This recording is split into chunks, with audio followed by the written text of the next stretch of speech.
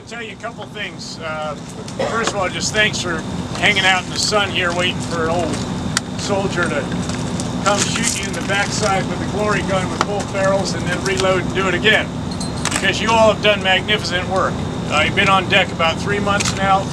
You're partnered with some very fine Afghan-led organizations that are really showing the way ahead. Great brigade commander, a number of others. Certainly there's frustration, certainly it's not always as smooth as we'd like. And then you're partnered with a very heroic Georgian force as well. An organization whose leadership, when they came first to Iraq, sat down with me and said, "Now, General, I got to tell you something." And I thought, here it comes. They don't want to go outside the wire. No, their Minister of Defense said, "We want a mission outside the wire." I said, "Hey, look, Minister, this is Iraq. It's a surge, and you're going to take casualties." And they said, "We understand that. We don't like it, but we are ready for it as a nation and as a military, and that's what armies do." And they did. That is what you all do. That's what Marines do. It's what sailors do. It's what airmen on the ground do and strapped into cockpits. They go into harm's way because they're accomplishing a mission of enormous importance to our country. That's exactly what you've been doing here. Pushing the security bubble out. You know you're not the main effort. The main effort's over in the Central Helmand River Valley, guys fighting their way up Route 611 and Sangin and the Upper Gresh Valley and all the rest of that. But what you have done here is hugely important because it connects that portion of the battlefield, of the overall Iraqi battle space, to that out there in Farah, Herat, and it's the critical connecting file.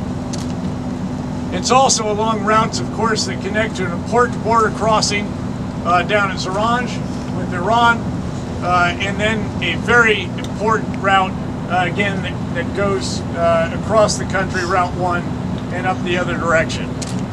You've done it very, very well. You and your team here again everybody has worked together. It's an extraordinary combination of all kinds of different assets, and your leadership and you all have put it together in a very impressive fashion.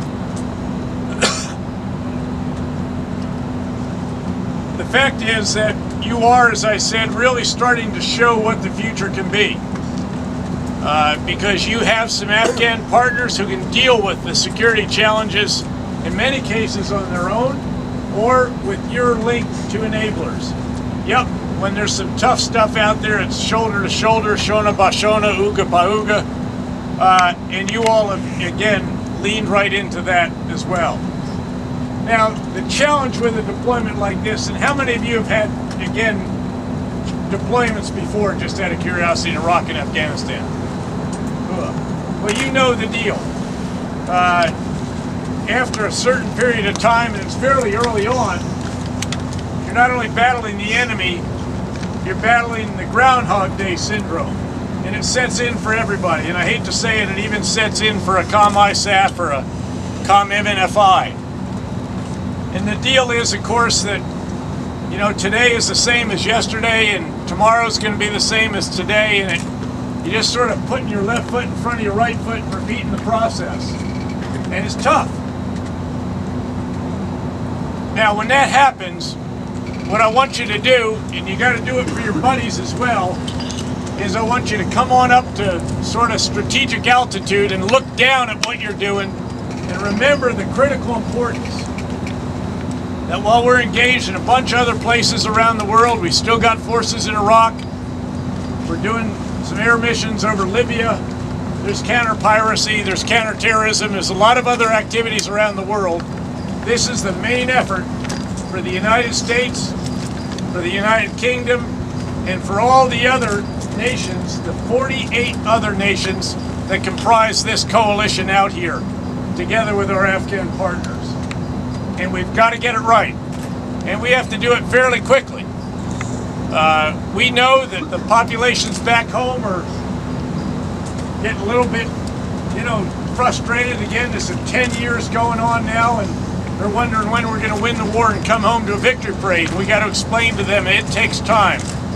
But what you all have done out here in Helmand and then in Nimruz is make the kind of progress that enables a guy like me to go back to Congress and say there has been significant progress. It may be fragile, it may be reversible, I'm going to qualify it, but the fact is there's been really significant progress across the board, not just on the ground. We all know Marines can take ground away from any enemy out there, but also with the development of our Afghan partners who are shouldering more and more, with the support for the development of governance and local economic development and all the rest. And you all have done every bit of that, and you've done it magnificently. So my message to you again today is to be very proud of what you've accomplished in your first 3 months here, to be proud of what the Marines did before you, to sprint all the way to the finish line here, and to set those up for success who are going to follow you here. This is the main effort for our country and for the world. It is doable, it is hard, but it ain't hopeless, and we can accomplish this mission because of individuals like you and those on your left and right. Thank you very much. Hoorah, Marines. Hoorah.